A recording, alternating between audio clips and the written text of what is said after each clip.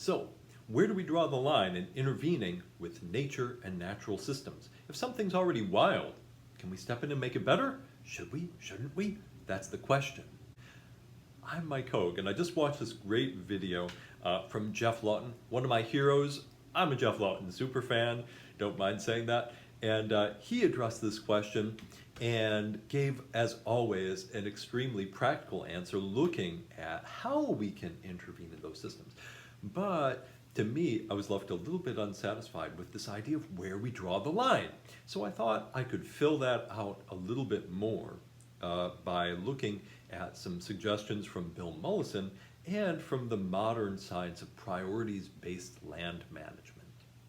Now, I particularly wanted to talk about this because in my groups, one of the big questions that I always get is like people dealing with landscape guilt about just having to manage large landscapes and feeling like maybe they're not regenerating it fast enough.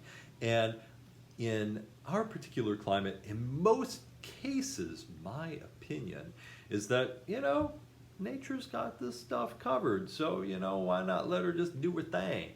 Now, of course, there are times when nature really does need us to give some help, but what we're really talking about here is systems that are already moving forward. They're in kind of mid-succession, savanna, old field moving into forest perhaps, and there aren't really any big problems going on with it. Let's say it's mostly natives and some healthy exotic species that can play a role in succession.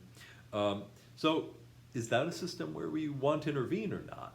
And the first concept from Bill Mollison that I'm going to draw on is what we call the energy audit. In permaculture, according to Mollison, we let everything be guided by this idea of the energy audit.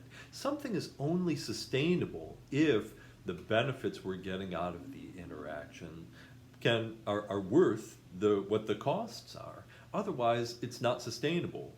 It's going to be exploiting something.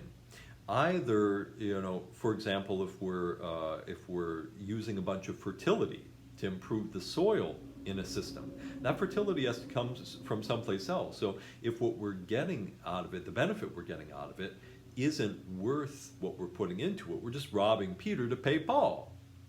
And Peter thinks this is unsustainable. So this energy audit idea brings us to the second point, which is, what do we get out of the intervention? Why are we doing this whole thing anyway? And of course, this was a big thing that Bill Mollison taught and wrote about, and always wanted us to let our goal setting and priorities lead the way in all of our interventions and projects.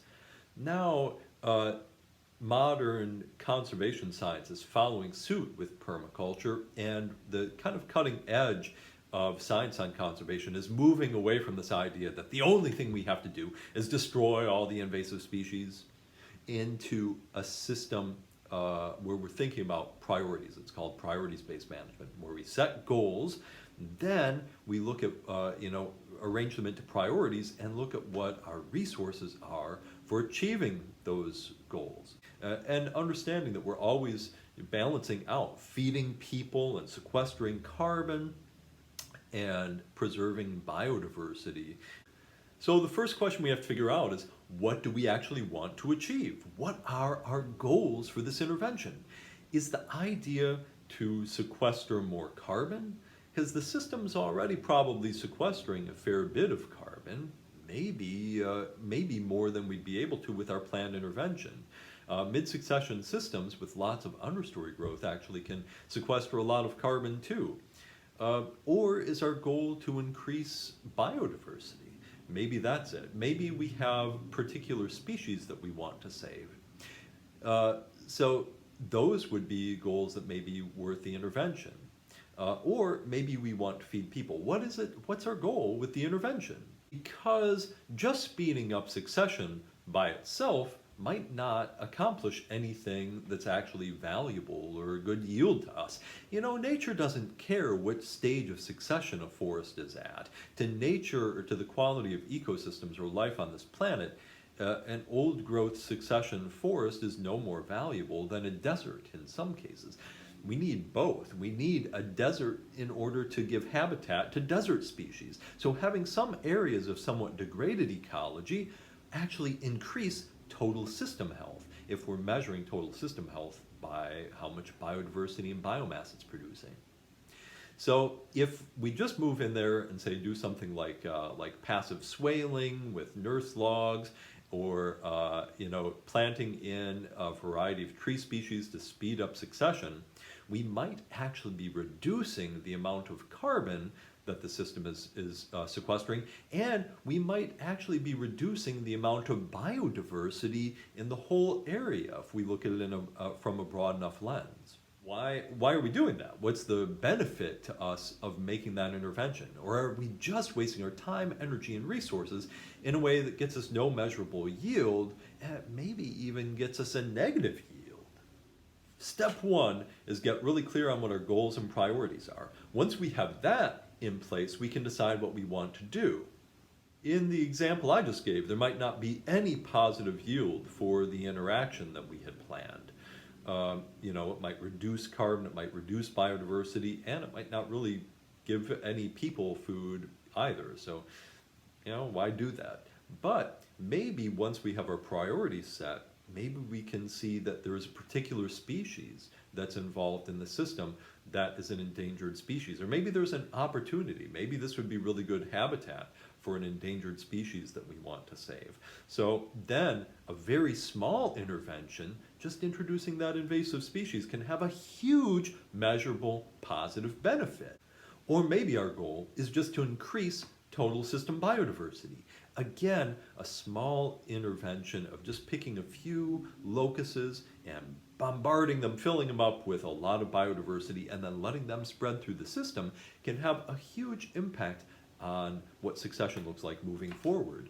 Or finally, maybe this piece of property is private property, and we can see that without doing much harm to the ecosystem, we could increase the food benefit and economic benefit to the humans involved, while also increasing biodiversity and biomass by doing something like introducing high-value medicinal plants to the understory, or maybe blueberries if it's appropriate, or maybe something like ramps, something like that can spread, become part of that ecosystem in a way that has no negative ecosystem impacts, and can turn that piece of property into something that can help pay for itself and pay for the human intervention on the site, pay for us to do permaculture in other places that are of higher value, right? So then that sounds like a huge win to me. Again, a small intervention can have a positive impact on total biodiversity while also having a big impact on supporting humans, which we need to do. This is a way we can balance out all of those needs, sequestering carbon, saving biodiversity, and meeting human needs in a way that is truly sustainable. So my line in the sand is most of the time, it's okay to just let things be.